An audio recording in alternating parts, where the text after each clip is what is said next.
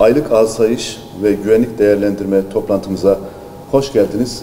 Hepinizi sevgi ve saygıyla selamlıyorum. Mardin'imizin Ağustos ayı asayiş ve güvenliğini değerlendirmek üzere sizlerle bir araya gelmiş bulunmaktayız. Asayiş ve güvenlik verilerini titizlikle değerlendirerek suç oranlarını azaltmak, huzur ve güven ortamını kalıcı hale getirerek vatandaşlarımızın yaşam kalitesini yükseltmek temel hedefimizdir. Oluşturduğumuz güven ortamının devamını sağlamak için çalışmalarımızı kararlılıkla sürdürüyoruz.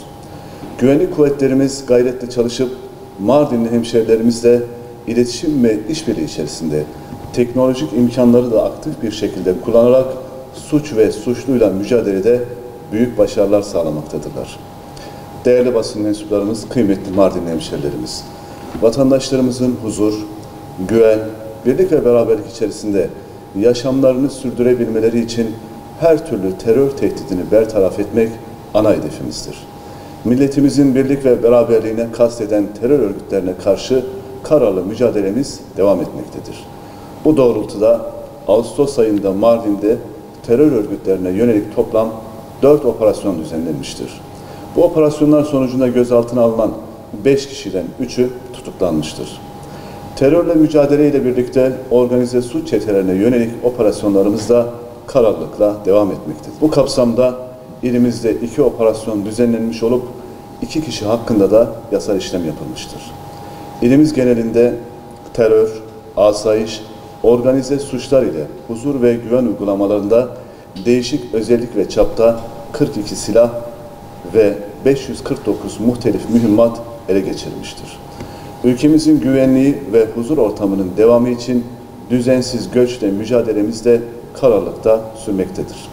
Suriye sınır hattında yer alan ilimizde ülkemize yasa dışı yollardan girmeye çalışan şahıslara karşı gerekli önlemler alınmakta ve denetimler aralıksız devam etmektedir.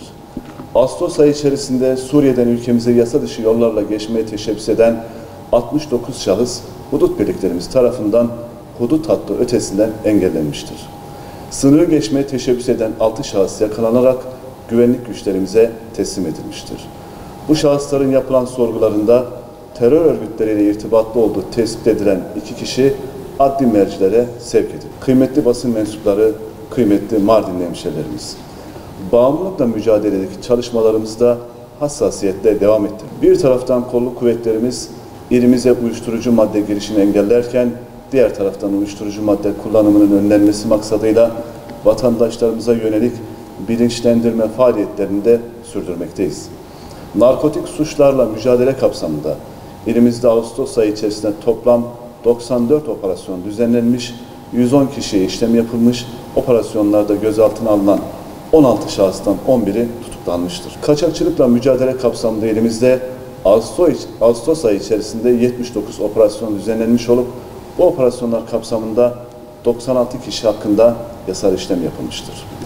Huzur ve güven uygulamaları kapsamında Ağustos ayı içerisinde aranan toplam 284 kişi ilimizde güvenlik güçlerimiz tarafından yakalanmış ve adli mercilere teslim edilmiştir. Ayrıca terör, ödeme sistemleri ve bilişim suçlarıyla mücadele, yasa dışı bahis, kumar ve suç gelirleriyle mücadele başta olmak üzere ilimiz genelinde siber suçlar kapsamında 2 operasyon yapılmış.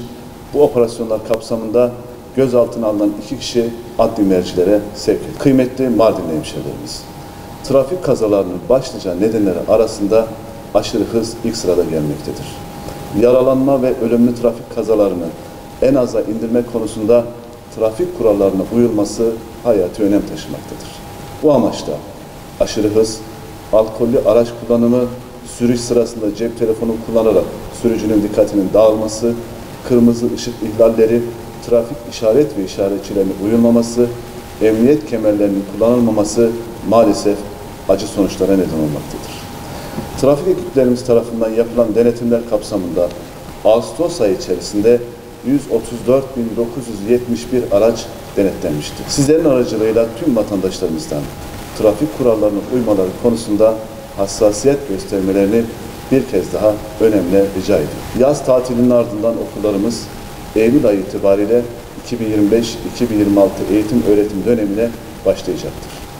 Okulların yeniden açılmasıyla birlikte öğrencilerimiz ve öğretmenlerimiz yeni bir eğitim öğretim yılının heyecanını yaşarken okula uyum haftası çerçevesinde anaokulu ve 1. sınıf öğrencileri bu hafta okula başlarken 8 Eylül itibariyle de tüm öğrencilerimiz ve öğretmenlerimiz ders başı yapacaktır.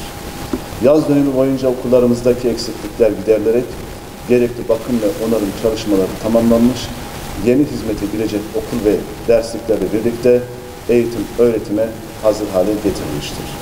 Ayrıca yeni eğitim, öğretim dönemi için gerekli tüm tedbirler ilgili kurum ve kuruluşlarımız tarafından alınmıştır. 2025-2026 eğitim öğretim yılının huzur ve güven ortamı içerisinde geçmesini tüm öğrencilerimize, velilerimize ve eğitim camiamıza hayırlı olmasını temenni ediyorum. Bugün alemlere rahmet olarak gönderilen Peygamber Efendimizin dünyaya teşrif ettiği Mevlid Kandilini idrak edeceğiz. Bu mübarek gecenin sevgi, hoşgörü ve kardeşlik duygularımızı pekiştirmesini diliyorum. Bu müstesna gecenin bilhassa Gazze'deki Müslüman kardeşlerimiz başta olmak üzere mağdur ve mazlum coğrafyalarda zulüm altındaki tüm insanlığın kurtuluşuna vesile olmasını temenni ediyorum. Tüm dünyanın gözü önünde Gazze'de yaşanan vahşetin ve soykırımın bir an önce son bulması en büyük dileğimizdir, duamızdır.